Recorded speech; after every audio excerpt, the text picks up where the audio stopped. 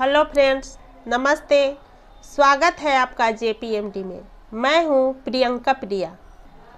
हम लोग बीपीसी शिक्षक बहाली और वर्ग 9 के लिए विज्ञान और सामाजिक विज्ञान का सीरीज लेकर चल रहे हैं। उसी कड़ी में हम लोग ने जीव विज्ञान शुरू किया है।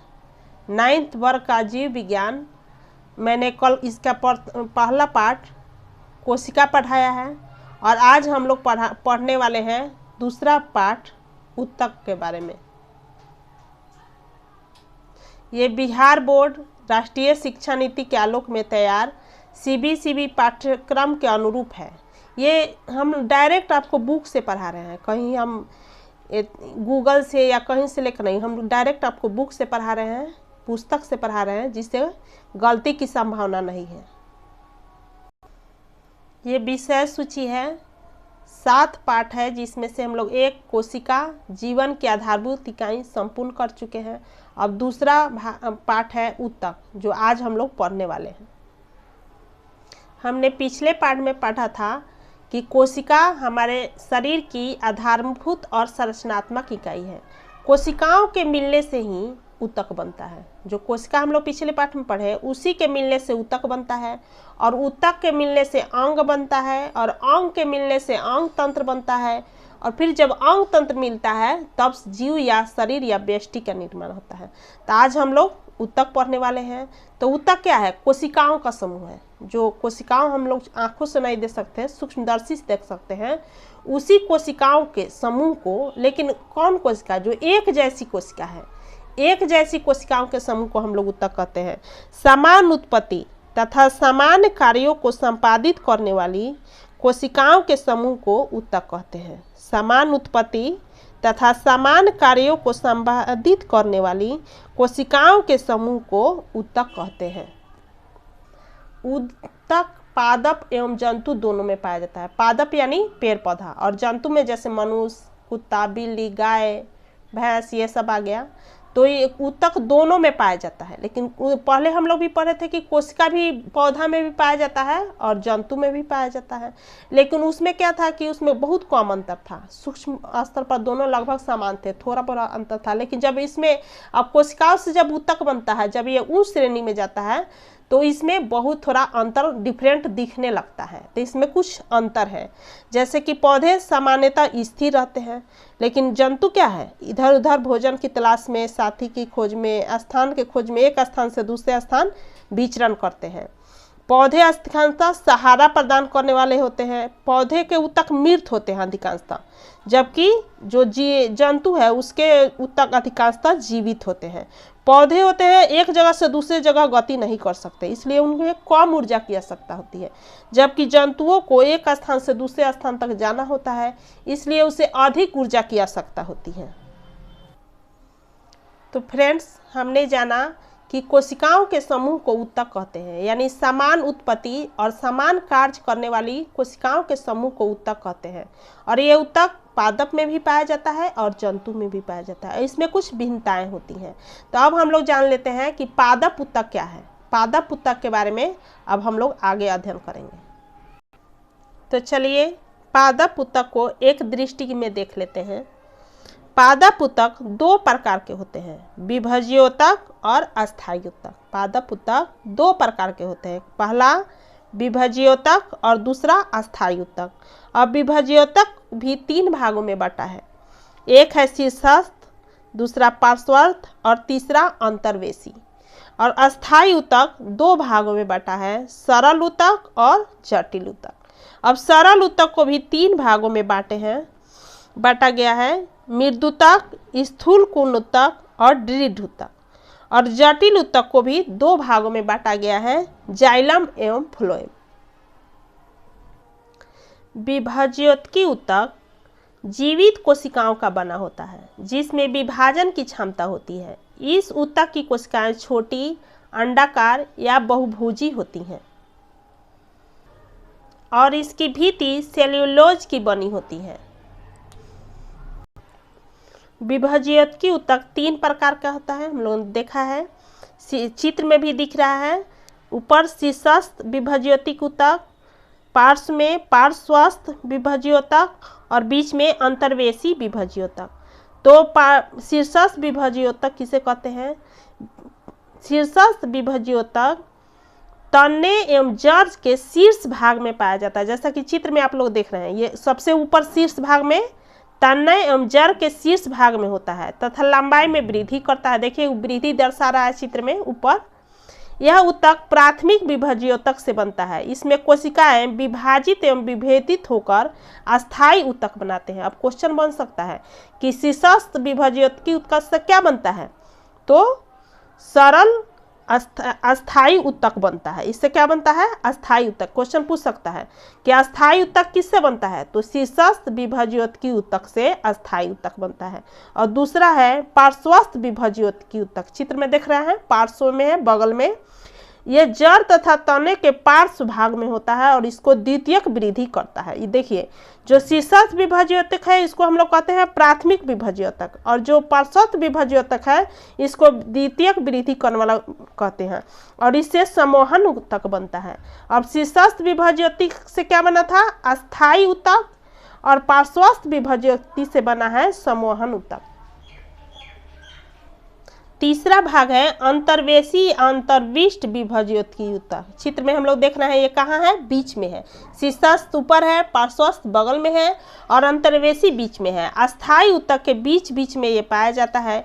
ये पत्तियों के आधार या टहनी के पर्व के दोनों ओर पाया जाता है। पर्व मतलब जब टहनी होता है उससे जो पाता निकलता है, तो पत्ता के और तना के बीच में जो जगह होता है उसको हम लोग पर्व कहते हैं। कि वहीं जो पाता के लास्ट छोर होता है जो तना से सटा होता है उसको हम लोग पर्व कहते हैं। तो पर्व के दोनों ओर पाए जाते हैं एवं वृद्धि करके अस्थायी ऊतक में परिवर्तित हो जाते हैं। तो अस्थायी ऊतक कौन है? शीर्षस्थ भी अस्थायी ऊतक बन रहा है और अंतर्वेशी भी अस्थायी ऊतक बन रहा है, लेकिन पार्श्वस्थ क्या बन रहा है? समूहन ऊतक। तो इसको याद रखिएगा, शीर्षस्थ बाद में वृद्धि करके बन जाता है अस्थायी ऊतक, और अंतर्वेशी भी बन जाता है अस्थायी ऊतक, जबकि पार्श्वस्थ ऊतक समूहन ऊतक बन जाता है। अब ये चित्र देखिए, इस चित्र में प्याज के मूल में वृद्धि को दर्शाया गया है।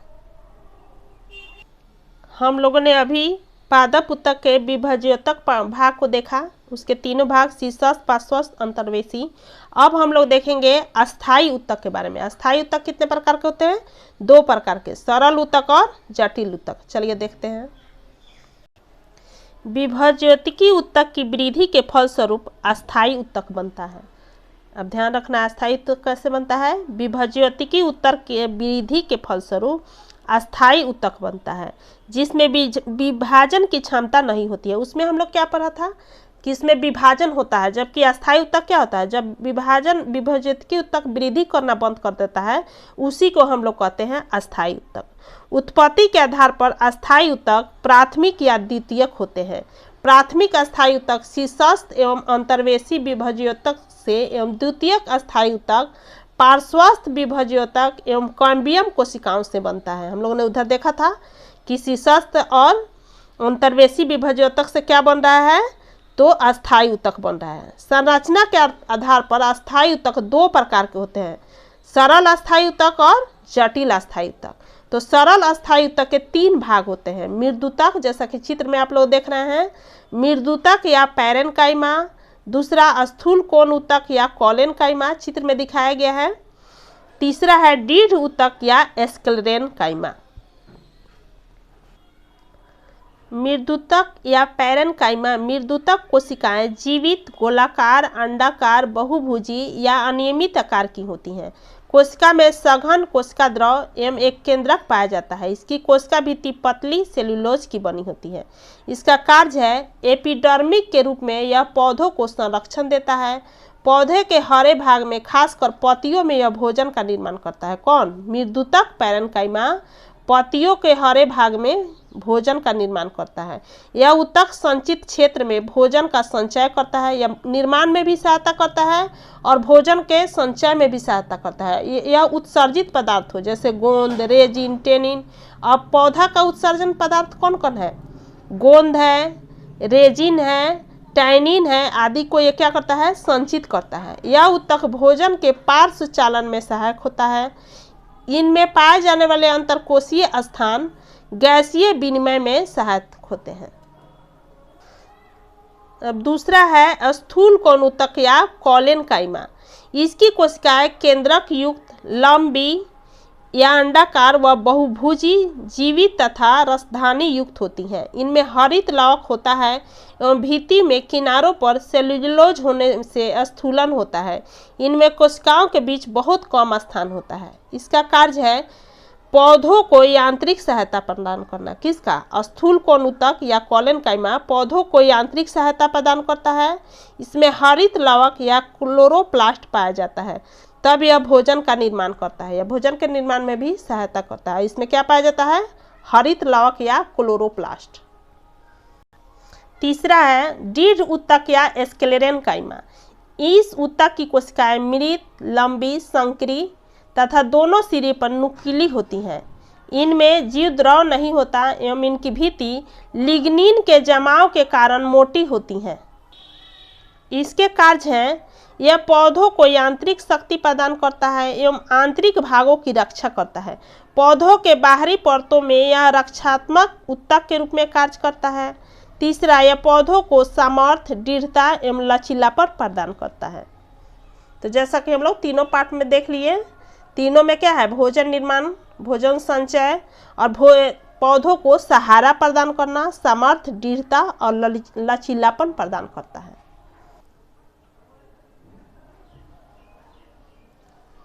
ये स्टोमाटा की संरचना है। पत्ती में स्टोमाटा पाया जाता है जिसके खुलने और बंद होने से गैसों का आदान प्रदान होता है।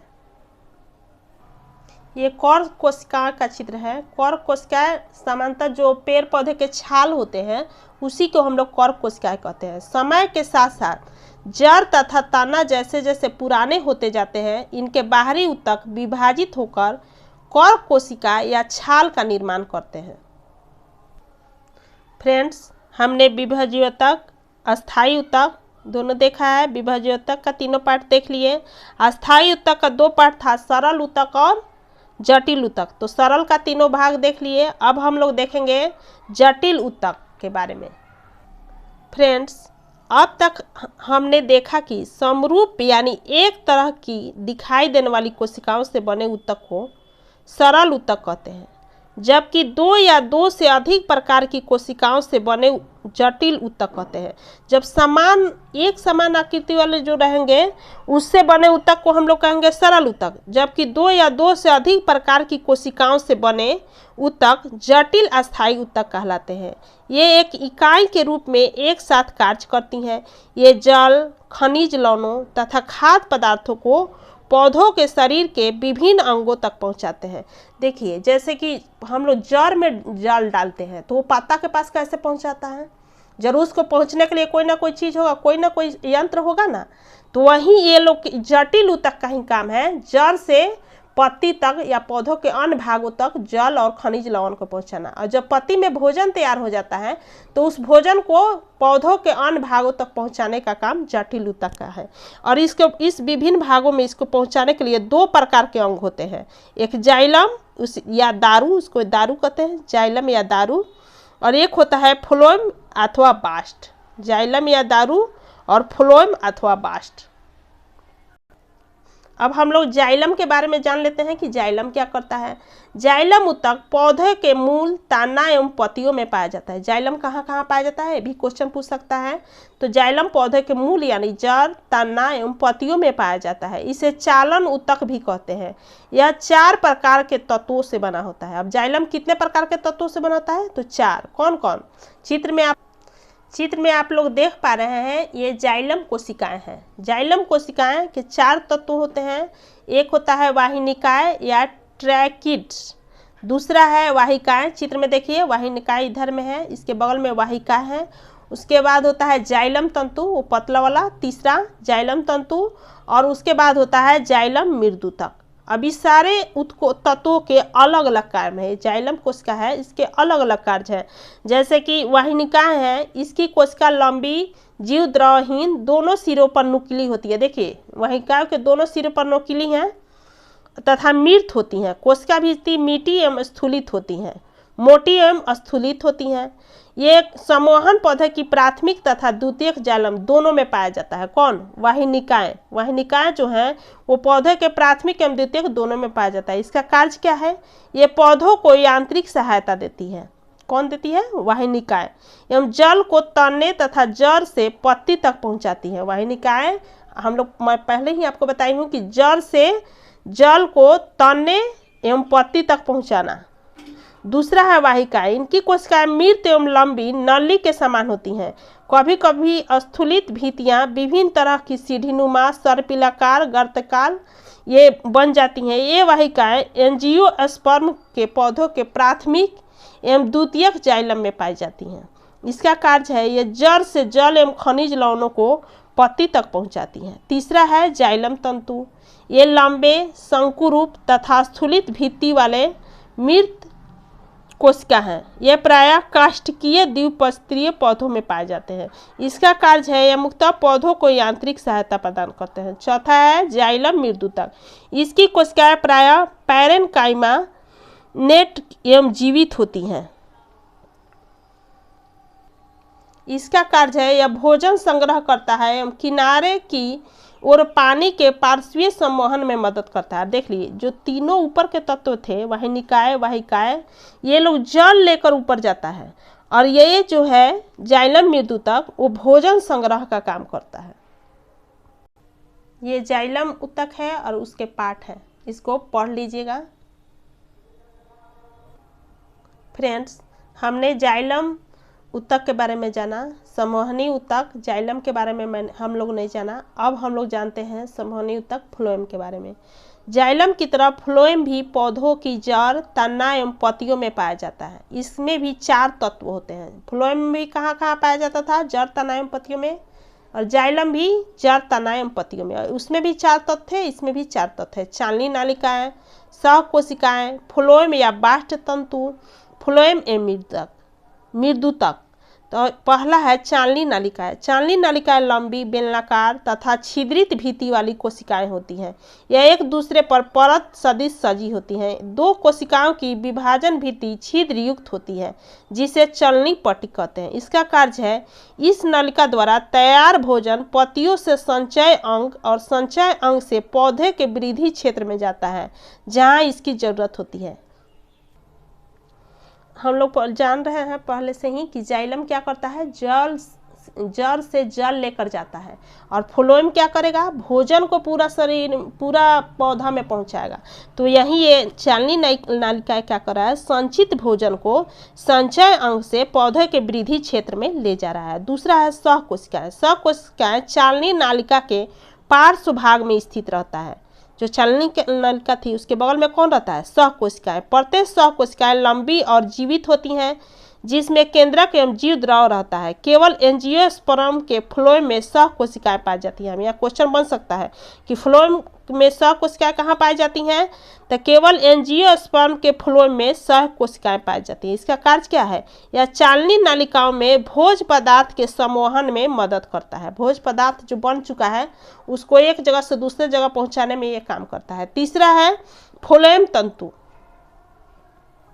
चित्र में आप लोग देख सकते हैं। देखिए ऊपर से नीचे सबसे ऊपर चालनी पट्टी है, उसके नीचे चालनी नालिका और सहकोशिका है, केंद्रक है।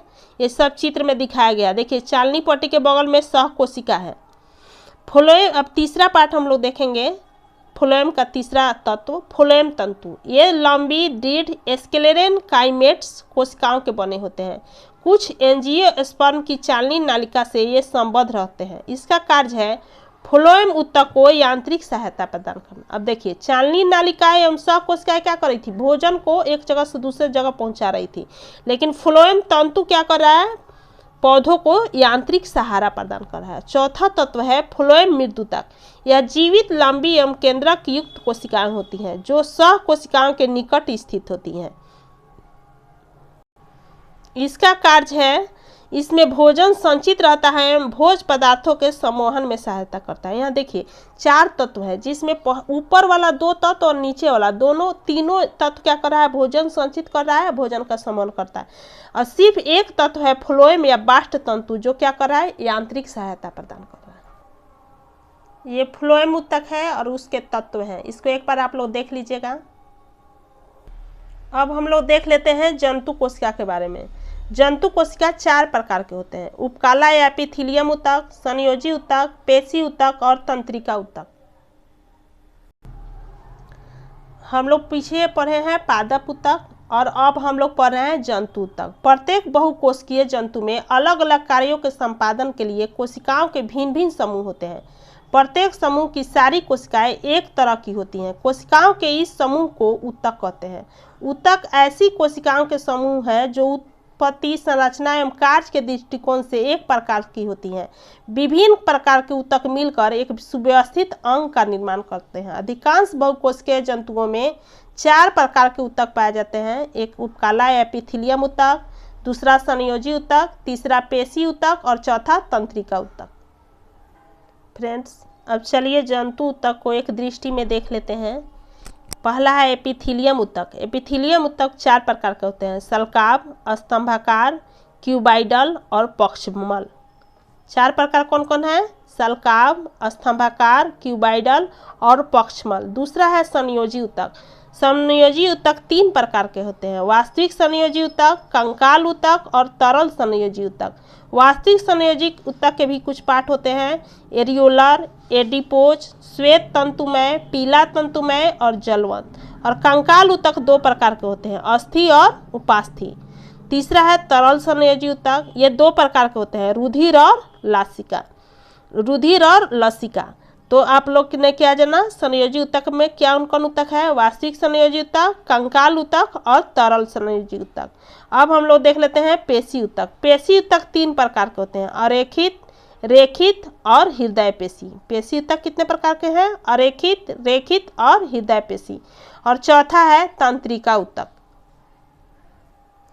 अब यहाँ हम लोग देखेंगे अरेखित, रेखित एवं हृदय पेशियों की तुलना। तो इस सबको आप लोग देख लीजिएगा, वीडियो पॉज करके आप लोग इसको पढ़ सकते हैं। ये तंत्रिका ऊतक का चित्र है, वीडियो पॉज करके आप लोग इसे पढ़ लीजिएगा।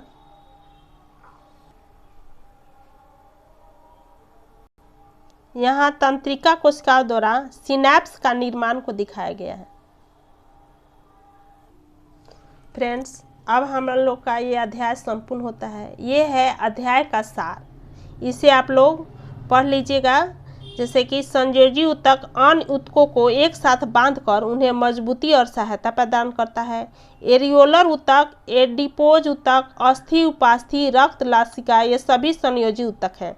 रुधिर या रक्त एवं लसिका को तरल संयोजी ऊतक कहा जाता है। रुधिर में 3 प्रकार की कोशिकाएं पाई जाती हैं, लाल रुधिर कणिका, श्वेत रुधिर कणिका एवं प्लेटलेट्स या थ्रोम्बोसाइट्स आदि। सबको आप लोग पढ़ लीजिएगा।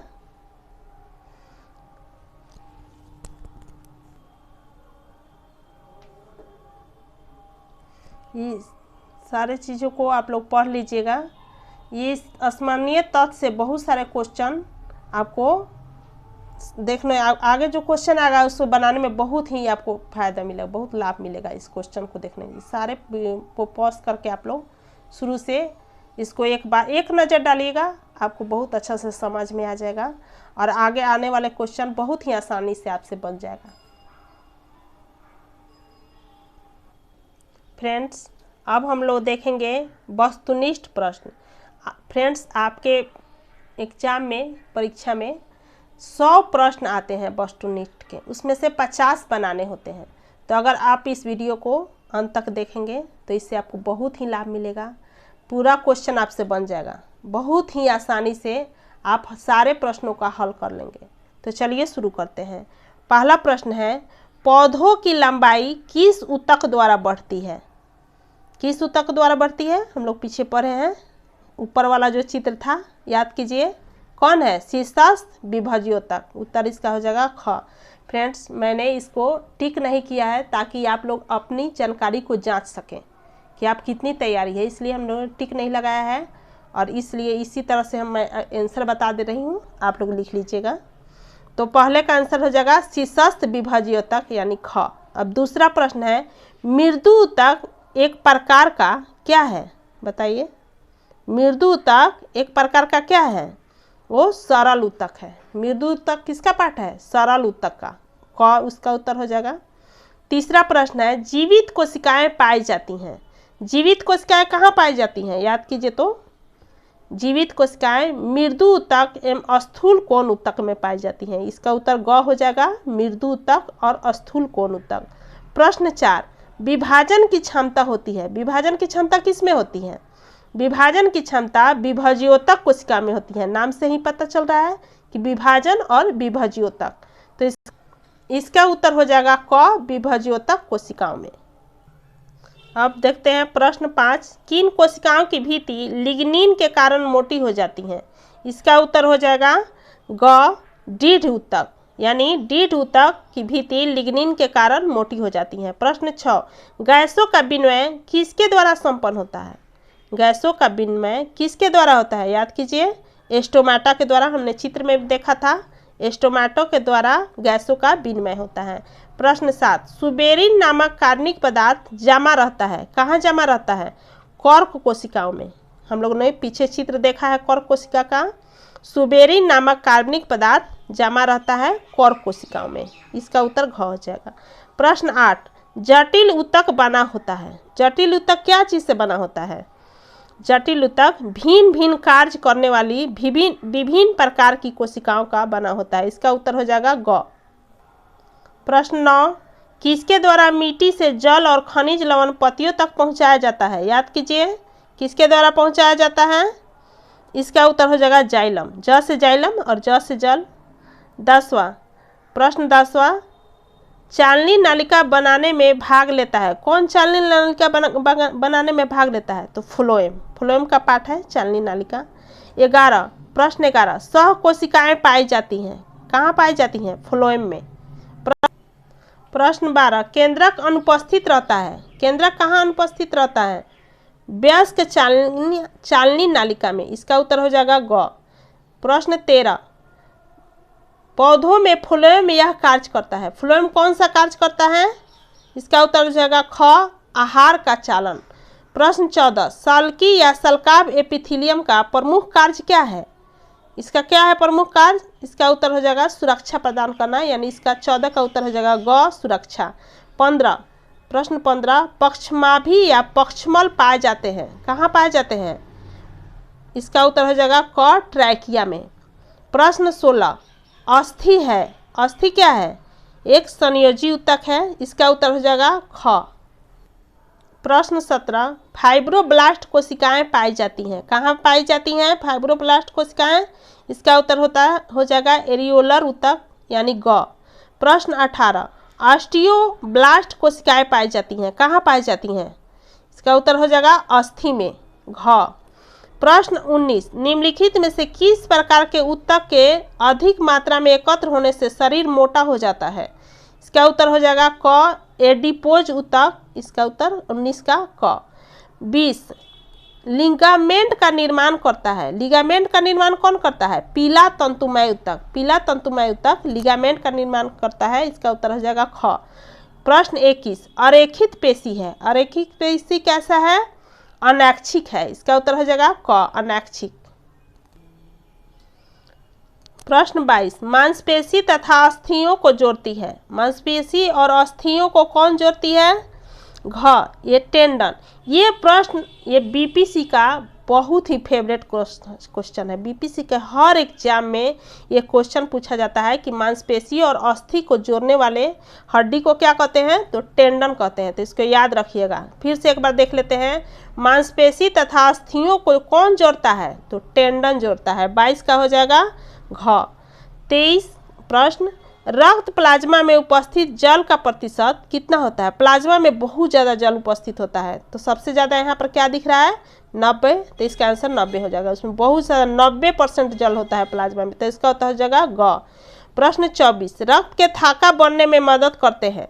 रक्त के थाका बनने में कौन मदद करते हैं? जब हम लोग को कुछ कट जाता है तो वहाँ थाका जम जाता है कुछ देर के बाद, तो उसकी कौन मदद करता है? इसका उत्तर हो जाएगा थ्रोम्बोसाइट्स, यानी ख।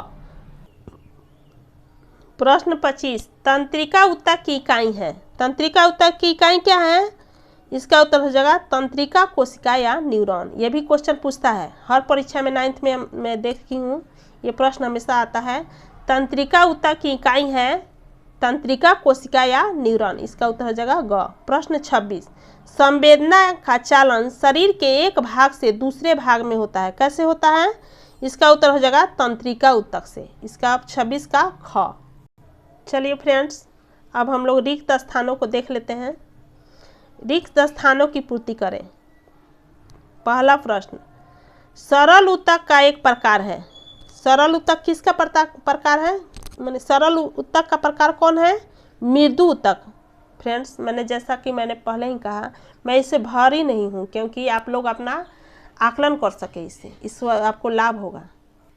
ये जो मैं वैकल्पिक प्रश्न बता रही हूँ, इससे निश्चित रूप से ही बीपीसी शिक्षक बहाली में प्रश्न आएगा और 9th के क्लास के परीक्षा में तो आएगा ही आएगा। चलिए, प्रश्न पहला क्या है? सरल ऊतक का एक प्रकार कौन है? मृदु ऊतक। इसमें लिख लीजिए, कलम कॉपी लेकर बैठिएगा, लिख लीजिए मृदु ऊतक पहला का उत्तर। दूसरा है डॉट डॉट ऊतक संरक्षण का कार्य करता है। कौन? मृदु ऊतक संरक्षण का कार्य करता है। दूसरा में लिख दीजिए मृदु। तीसरा, विभज्योतक की कोशिकाओं में डॉट डॉट भरा रहता है। क्या भरा रहता है? कोशिका द्रव। तीसरा का उत्तर लिखिए कोशिका द्रव।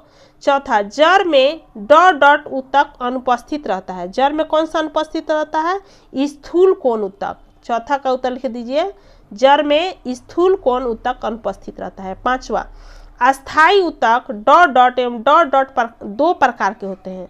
अस्थायी ऊतक कितने प्रकार के होते हैं? दो प्रकार के। कौन कौन? हमने पीछे पढ़ा है, सरल एवं जटिल। यहाँ पांचों का उत्तर हो जाएगा सरल एवं जटिल। प्रश्न 6, क्लोरोफिल युक्त मृदु ऊतक को क्या कहते हैं? बताइए क्या कहते हैं?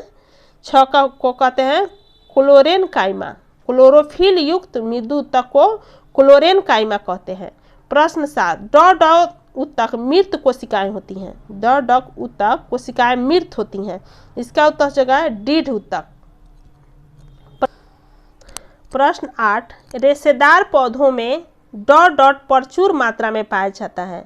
दृढ़ ऊतक। रेशेदार पौधों में क्या पाया जाता है? दृढ़ ऊतक पाया जाता है। प्रश्न 9, जाइलम एवं फ्लोएम डॉट डॉट ऊतक के द्वारा बना होता है। जाइलम एवं फ्लोएम किस ऊतक से बना है? जटिल ऊतक से। जाइलम एवं फ्लोएम, इसका उत्तर हो जाएगा जटिल ऊतक।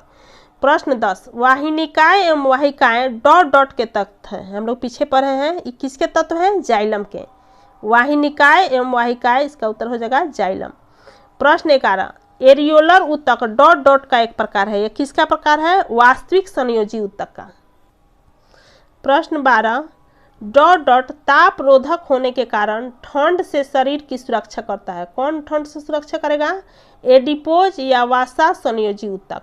12 का उत्तर हो जाएगा एडिपोज या वसा संयोजी ऊतक। प्रश्न 13, डॉट डॉट एक तरल संयोजी ऊतक है।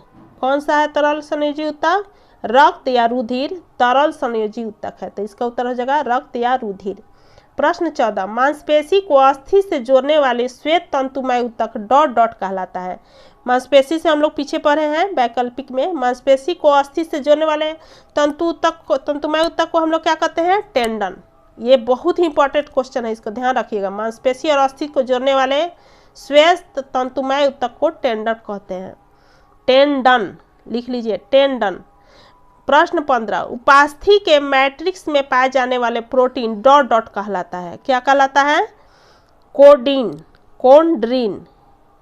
प्रश्न 16, रेखित पेशी डॉट डॉट पेशी भी कहलाते हैं। रेखित पेशी को ऐच्छिक पेशी भी कहते हैं। 16 का उत्तर हो जाएगा ऐच्छिक पेशी। प्रश्न 17, हृदय पेशी डॉट डॉट की दीवार या भित्ति बनाती है। इसका उत्तर हो जाएगा हृदय। हृदय पेशी है तो हृदय की दीवार बनाएगी। प्रश्न 18, डॉट डॉट की इकाई न्यूरॉन या तंत्रिका कोशिका होती है। किसकी इकाई है? तंत्रिका ऊतक की। प्रश्न 18 का उत्तर हो जाएगा तंत्रिका ऊतक, जिसकी इकाई है न्यूरॉन या तंत्रिका कोशिका। प्रश्न 19, लिगामेंट का निर्माण डॉट डॉट ऊतक से होता है। किस ऊतक से होता है? पीला तंतुमय ऊतक से। प्रश्न 20, ऑस्टियोब्लास्ट कोशिकाएं डॉट डॉट में पाई जाती हैं अस्थि में। 20 का उत्तर हो जाएगा ऑस्टियोब्लास्ट कोशिकाएं अस्थि में पाई जाती हैं। फ्रेंड्स, हमारा दूसरा अध्याय भी संपूर्ण हुआ। अब हम लोग अगले वीडियो में पढ़ेंगे तीसरा अध्याय के बारे में। तो आज के लिए इतना ही। धन्यवाद JPMD से जुड़ने के लिए।